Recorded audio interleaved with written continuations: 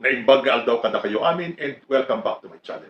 Nagsalita na po ang ating Presidenteng Bongbong Marcos tungkol po dito sa issue ng ICC. Actually, this is not the first time. Maraming beses na po. Pero alang-alang po doon sa mga makukulit.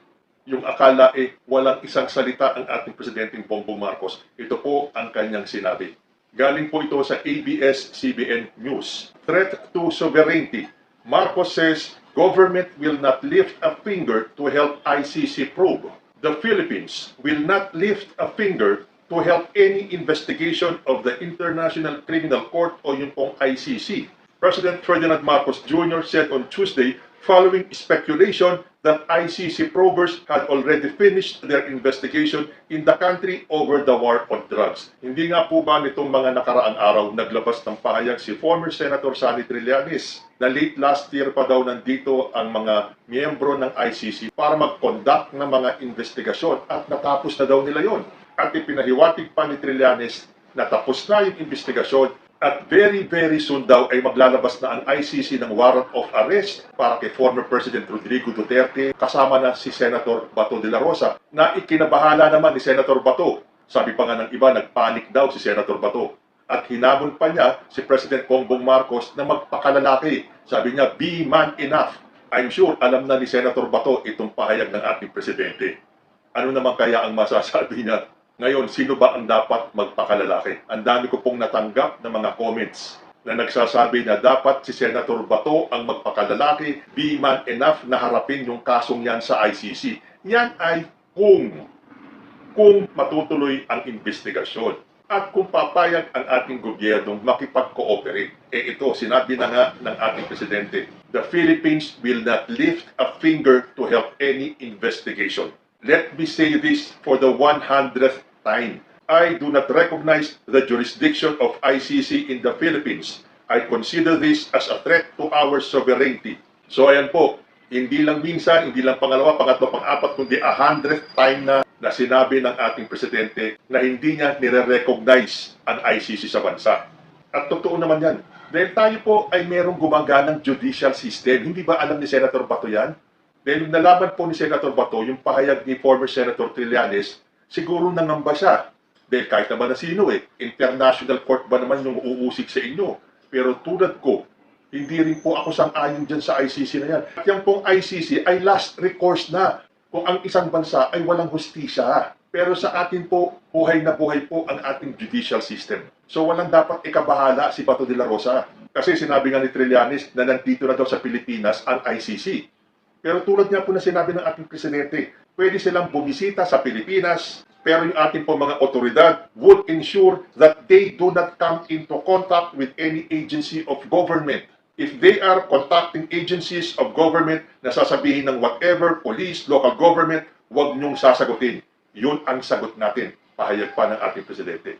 We do not recognize your jurisdiction. Therefore, we will not assist in any way, shape, or form in any investigation that the ICC is doing in the Philippines.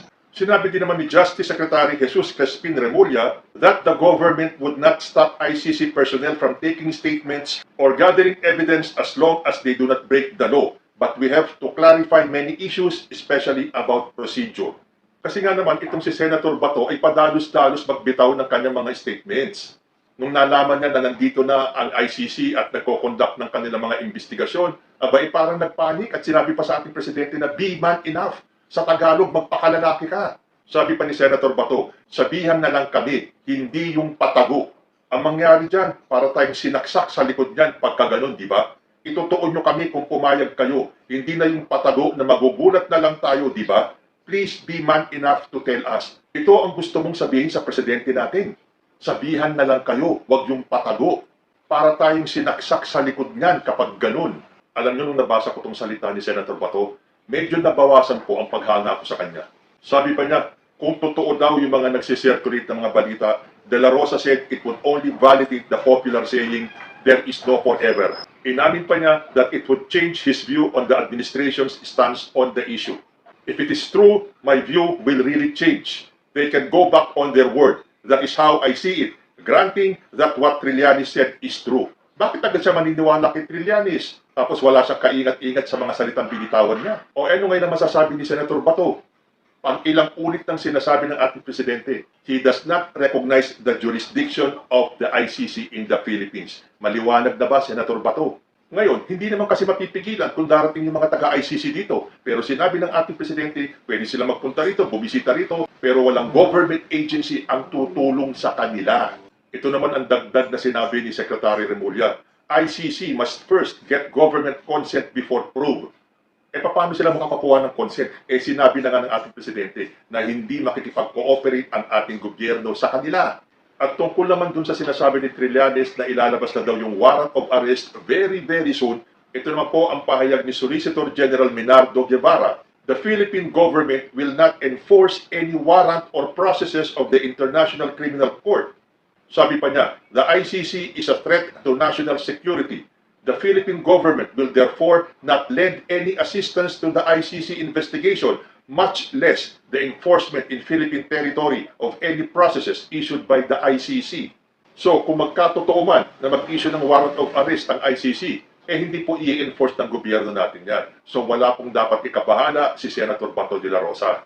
At kung sakasakali man, kung sakali man na nagawa ng ICC yung gusto nila, nag-issue sila ng warrant of arrest at pinatawag sila former President Duterte at si Senator Bato de la Rosa, I think tulad na sinasabi ni Senator Bato, be man enough to face the charges para magkaalaman na kung totoo ba yung mga aligasyon sa inyo. Hindi para kayo nagpapanik at kung ano-ano sinasabi nyo sa ating presidente nang dahil may narinig kayong sinabi ni former Senator Trillanes. So wala kayong dapat ipangamba. Dahil kung magkatotoo man yung mga sinasabi ni Trillanes, wala pong maaasahang kooperasyon ang ICC mula sa ating gobyerno.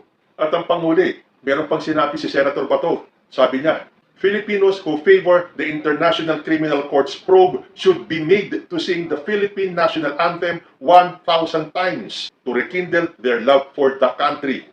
So doon sa mga Pilipino na gustong makapasok ang ICC dito para imbestigahan sila former president, kasama na si Senator Bato, kailangan yung kumanta ng national anthem natin 1,000 times para mabuhay ulit ang inyong pagka-Pilipino. Pero teka muna, parang gusto kong sabihin kay Senator Bato, pakisabi din yan doon sa mga pro-China, doon sa mga opisyalis natin, dyan sa Senado, sa Kongreso, at sa lahat ng mga pro-China. Kantahin nyo ng 1,000 beses ang ating pambansang awit para naman mabuhay din yung inyong pagka-Pilipino.